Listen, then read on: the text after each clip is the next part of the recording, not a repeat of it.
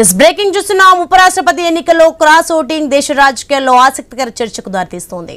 NDA అభ్యర్థి రాధాకృష్ణన్ కు అనుకున్న దానికంటే ఎక్కువ ఓట్లు వచ్చాయి.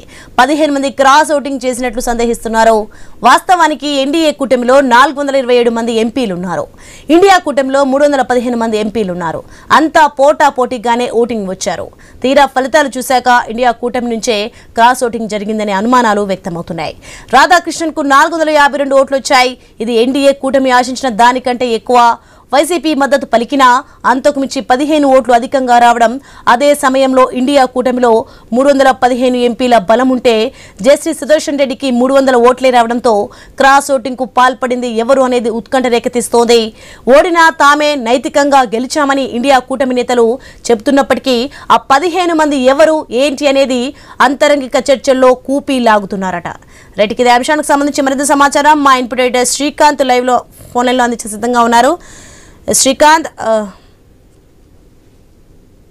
Soni good morning. సో ఉపరాష్ట్రపతిగా సిపి రాధాకృష్ణన్ నిన్న ఆయన పీఠం పైన కూర్చోవడం జరిగింది, గెలవడం జరిగింది. ఉపరాష్ట్రపతి ఎన్నికల్లో ఎన్డీఏ అభ్యర్థి సిపి రాధాకృష్ణ విజయం సాధించారు. ఇండియా కూటమి అభ్యర్థి జస్టిస్ సుదర్శన్ రెడ్డి పైన 152 ఓట్ల ఆధిక్యంతో గెలిచి భారతదేశ 15వ ఉపరాష్ట్రపతిగా ఆయన నిల్చోవడం జరిగింది. జస్టిస్ సుదర్శన్ రెడ్డి పైన 152 ఓట్ల మెజార్టీతో ఆయన గెలవడం జరిగింది. రాధాకృష్ణన్ కు 452 ఓట్లు వచ్చాయి.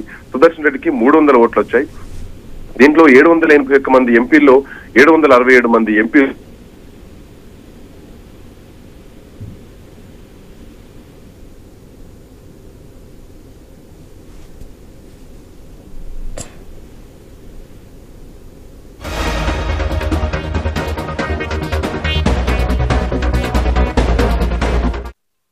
ప్రత్యర్థి ఇండియా కూటమి అభ్యర్థి జస్టిస్ సుదర్శన్ రెడ్డి పైన 300 ఓట్లు సాధించడంతో 781 మంది సభ్యులకు గాను 767 మంది సభ్యులు ఓటు హక్కు వినియోగించుకున్నారు. బీఆర్ఎస్ గాని, బీజేడీ, శిరోమణి అకాలీదళ్ పార్టీలకు చెందినటువంటి 12 మంది సభ్యులతో పాటు ఇతర ఇండిపెండెంట్ అభ్యర్థులు ఓటుకు దూరంగా ఉన్నారు. 15 మంది సభ్యుల ఓట్లు చెల్లలేదు.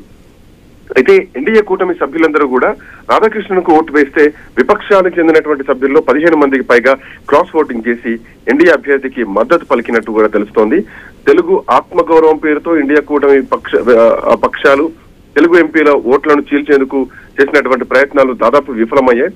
డిఎంకేకి చెందినటువంటి కొంతమంది సభ్యులు కూడా తమిళ ఆత్మగౌరవానికి ప్రాధాన్యం ఇచ్చి అటు రాధాకృష్ణన్కు ఓటు వేయడం ఇక్కడ కొంచెం గమనించాల్సినటువంటి అంశం.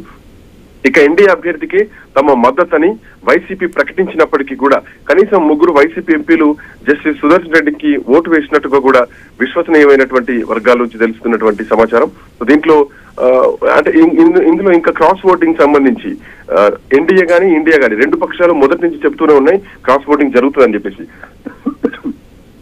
వాళ్ళకి 315 మంది సభ్యుల మద్దతు ఉందని ఇండియా కూటమి చెప్తూ ఉంటే ఎన్డీఏ కూటమికి 427 ఓట్లున్నాయి. ఏపీకి చెందినటువంటి వైసీపీ సైతం ఎన్డీఏకి మద్దతు ఇచ్చింది.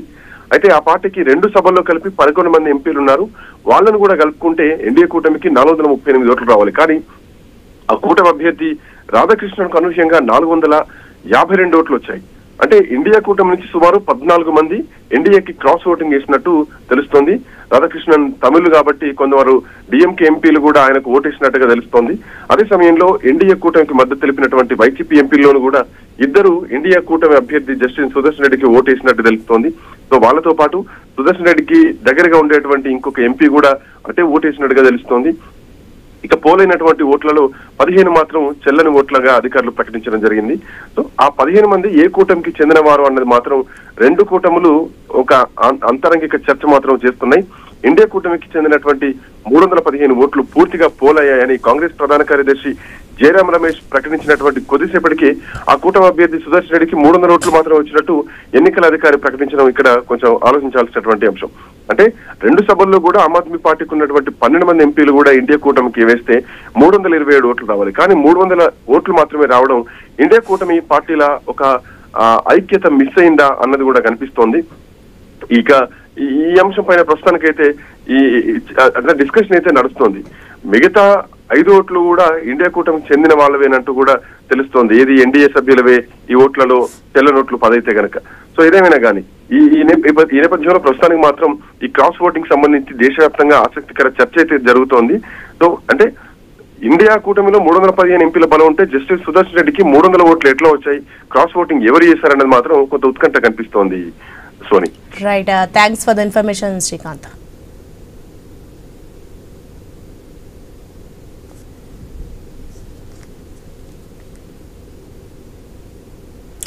మరిన్ని అప్డేట్స్ సంబంధ బులెటిన్లో స్మాల్ బ్రేక్ తీసుకుందాం. Stay with us.